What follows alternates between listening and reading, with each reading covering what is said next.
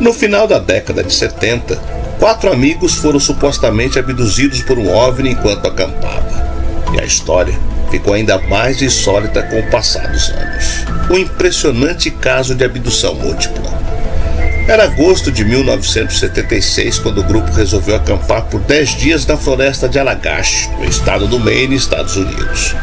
Os gêmeos Jack e Jim Weiner, junto com os colegas de infância Chuck Rake e Charlie Foltz, se prepararam para o que esperavam ser uma das maiores aventuras de suas vidas. E foi, mas por motivos inesperados e misteriosos. Os objetivos do grupo eram passar alguns dias relaxando, fotografando paisagens e matagais, acampando em barracas e pescando no Rio São João, graças também às canoas que alugaram para a ocasião. O que eles ainda não sabiam é que fariam parte de uma das abduções alienígenas mais difundidas da história. Eu sou o Sidney Góes e você está no Placebo. Vem comigo, que no caminho eu te explico.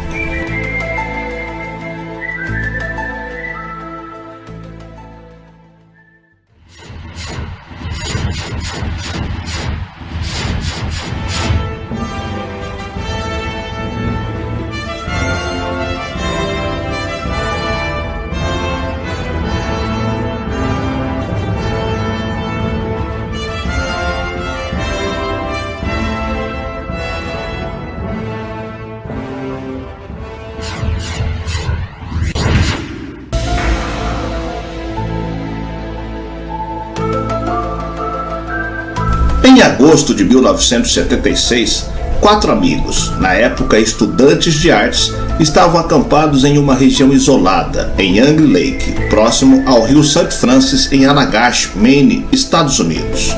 A fazenda mais próxima situava-se a 70 milhas de distância, aproximadamente 48 quilômetros.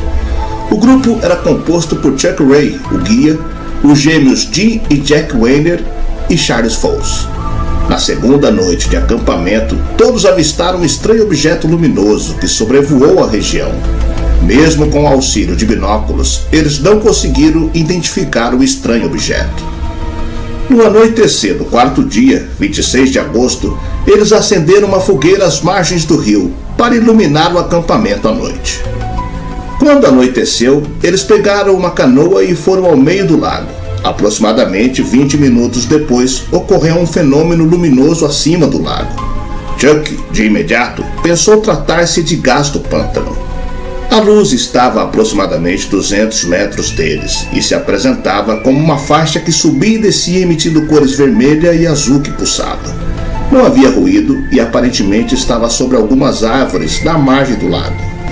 Todos permaneceram observando o estranho objeto. Charlie Foltz apontou sua lanterna, piscando várias vezes para o objeto, que em resposta projetou um facho de luz azul, primeiro nas águas do lago e depois diretamente no grupo. Todos entraram em pânico, com exceção de Charlie, que queria se aproximar do objeto e começou a aproximar-se da canoa. Em desespero, começaram a remar em direção à borda do lago. O objeto, logo atrás deles, começou a produzir estranhos efeitos luminosos. Então, algo estranho aconteceu. A lembrança que todos tinham era de que remavam desesperadamente e em seguida Chuck sentado calmamente na canoa e os outros 3 parados em pé na margem. O estranho objeto estava posicionado logo acima deles e logo acelerou, desaparecendo em seguida. Eles sentiam-se muito cansados, atordoados e não conseguiam se mexer.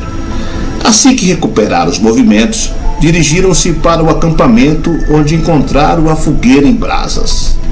Eles então foram dormir. No dia seguinte não comentaram o estranho episódio.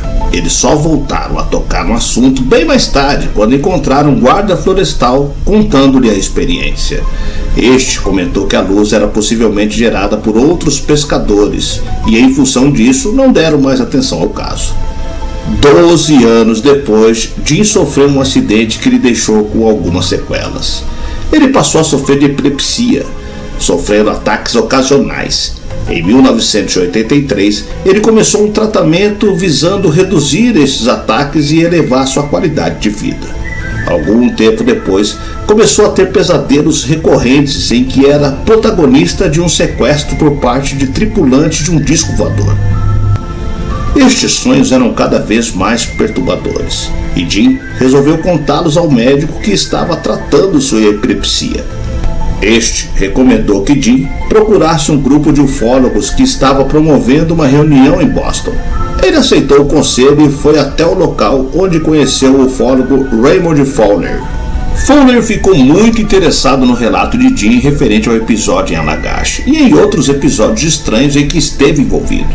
Em um deles, Jim foi surpreendido por uma nevasca e, devido à falta de visibilidade, acabou caindo em um buraco profundo, onde ficou por aproximadamente 5 horas. Ali, ele viu 2 seres, de aspecto estranho, encapuzados, que permaneceram observando-o. Jim não se lembrava de maiores detalhes, apenas de que quando foi encontrado estava completamente seco.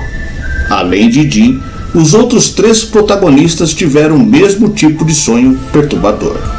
Os detalhes eram incrivelmente semelhantes e remetiam aos acontecimentos da noite de 26 de agosto de 1976. Fowler conseguiu encontrar os 4 protagonistas do caso e convidou-os a passar por sessões de hipnose regressiva, com o objetivo de descobrir o que realmente aconteceu naquela estranha noite. Todos aceitaram o convite e as sessões tiveram início em janeiro de 1989. A hipnose foi realizada em todos e obteve total êxito. As informações recordadas são absolutamente complementares entre si, ou seja, o que um relatou foi relatado por outro com detalhes complementares entre si. Todos descreveram a experiência a partir do momento em que observaram a estranha luz, passando pelo desespero em fugir do local até o momento em que estavam chegando à beira do lago. Ali, o facho luminoso do objeto focou-se sobre eles, paralisando o grupo. Este mesmo raio luminoso sugou-os para dentro do objeto. Segundo o relato de Rake, ao olhar para cima, ele observou o estranho facho de luz que parecia um túnel para o qual ele era atraído. Ele ouvia os gritos de seus amigos ficarem cada vez mais fracos enquanto subia.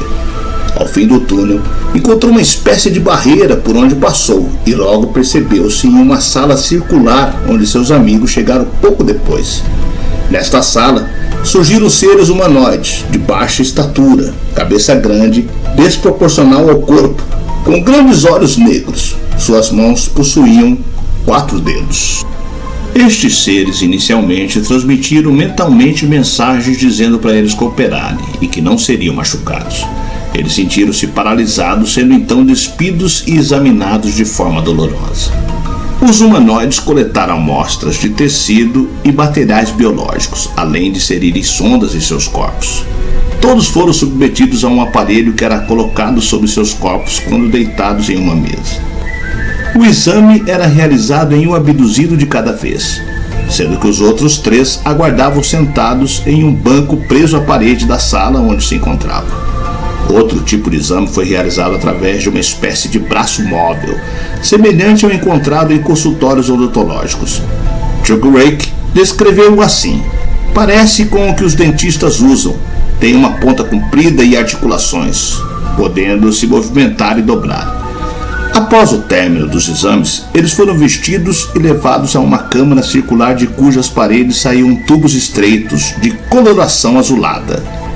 Um dos tripulantes manipulou um aparelho. Em seguida, uma porta se abriu e uma luz intensa tomou conta do ambiente. Todos caminharam até a porta e flutuaram até o local onde lembram-se terem visto o objeto acelerar e desaparecer. 2 humanoides posicionaram Chuck sentado dentro do barco. Após o evento de agosto de 1976, Jack Weiner tornou-se obcecado por matemática e física, disciplinas que antes não tinha o menor interesse. Seu lado artístico também sofreu uma mudança, pois sempre girava em torno de buracos escuros. Também logo após a experiência ele descobriu um caroço na sua perna, que logo foi removido cirurgicamente. O médico não soube dizer o que era aquilo e enviou o material para exame. 5 meses depois, o médico disse a Jake que não foi possível identificar a natureza exata da amostra. 8 anos depois, ele solicitou o relatório. A única resposta que conseguiu foi: Você deveria ter pegado isso enquanto estava no exército. Eles não enviaram para o CDC, mas para o laboratório do Dodge. Jack não esteve nas Forças Armadas. No entanto, o relatório estava assinado por alguém da Força Aérea Americana. Embora muitos céticos duvidem do que aconteceu, os psiquiatras que conduziram as sessões de hipnose atestam a semelhança dos relatos. Além disso, os 4 passaram pelo detector de mentiras, que não conseguiu detectar a mentira que muitos esperavam.